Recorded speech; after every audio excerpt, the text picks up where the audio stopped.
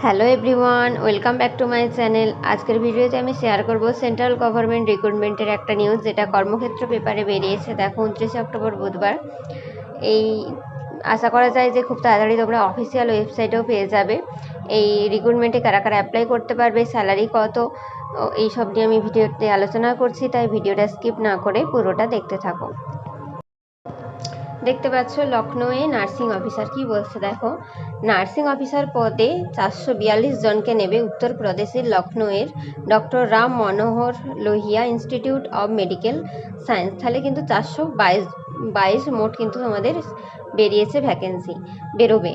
পশ্চিমবঙ্গের প্রার্থীরা কেবল সাধারণ প্রার্থীদের জন্য নির্দিষ্ট 169টি শূন্যপদে আবেদন করতে পারবেন।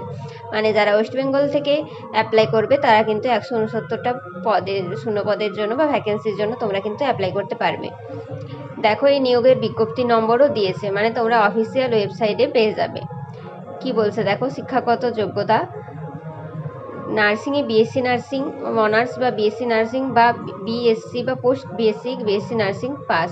ঠিক আছে, তাহলে বিএসসি নার্সিং বা পোস্ট বেসিক বিএসসি নার্সিং থাকতে হবে, অথবা দেখো general nursing and midwifery diploma মানে জিএনএম থাকতে লাগবে।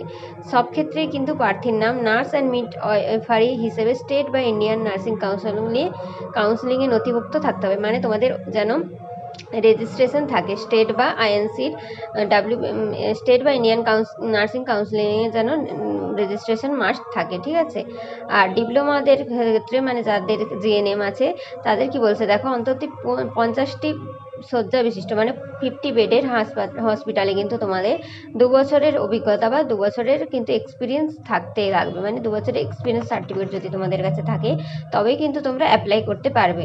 ঠিক আছে, বয়স দেখো কি বলছে, দরখাস্তের শেষ তারিখ কিন্তু 18 থেকে 40 বছরের মধ্যে হতে হবে।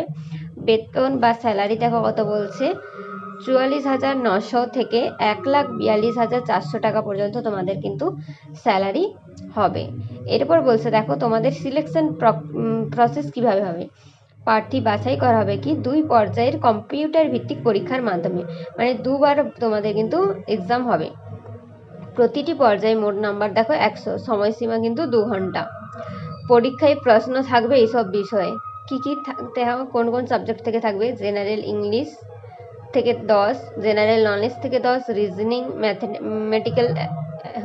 ম্যাথমেটিক্স থেকে থাকবে 10, এবং বিষয়ভিত্তিক প্রশ্ন মানে নার্সিং থিওরি থেকে তোমাদের কিন্তু থাকবে 60 মার্কস। ঠিক আছে, এবং কি বলছে দেখো নেগেটিভ মার্কিং আছে। তাহলে আশা করে বুঝতে পেরেছো তোমরা কিন্তু সিলেবাসটা। এরপর কি বলছে দেখো, অনলাইন দরখাস্ত করতে হবে এই ওয়েবসাইটের মাধ্যমে। দেখো www. এই ওয়েবসাইটটা দিয়ে দিয়েছে, তোমাদের কিন্তু করতে হবে। আর কি বলছে দেখো, নভেম্বর মাসের প্রথম বা দ্বিতীয় সপ্তাহ থেকে কিন্তু তোমরা অ্যাপ্লাই করতে পারবে। ঠিক আছে, তাহলে আশা করি সবাই বুঝতে পেরেছো যে অনলাইন অ্যাপ্লিকেশন কিন্তু এখনও শুরু হয়নি। অনলাইন অ্যাপ্লিকেশন কিন্তু নভেম্বরে ফার্স্ট বা সেকেন্ড উইক থেকে শুরু হবে। তাই যারা যারা বিএসসি বা পোস্ট বেসিক বিএসসি নার্সিং যাদের আছে এবং যাদের জিএনএম এর সাথে 2 বছরের এক্সপিরিয়েন্স আছে 50 বেডের হসপিটালে, তারা কিন্তু অবশ্যই রেডি হয়ে যাও তোমরা যারা যারা এক্সাম দেবে। আশা করি বুঝতে পেরেছো। তোমাদের যদি কোনো কনফিউশন থাকে আমাকে অবশ্যই কমেন্টে জানিও। আর আমার ভিডিওটা যদি ভালো লেগে থাকে অবশ্যই লাইক কমেন্ট শেয়ার করো এবং চ্যানেলটা সাবস্ক্রাইব করে রাখো এই রকম নার্সিং রিলেটেড আরও ভিডিও পেতে চাইলে। আজকের ভিডিওটা এই পর্যন্ত, তোমাদের সাথে দেখা হচ্ছে নেক্সট অন্য কোনো ভিডিওতে।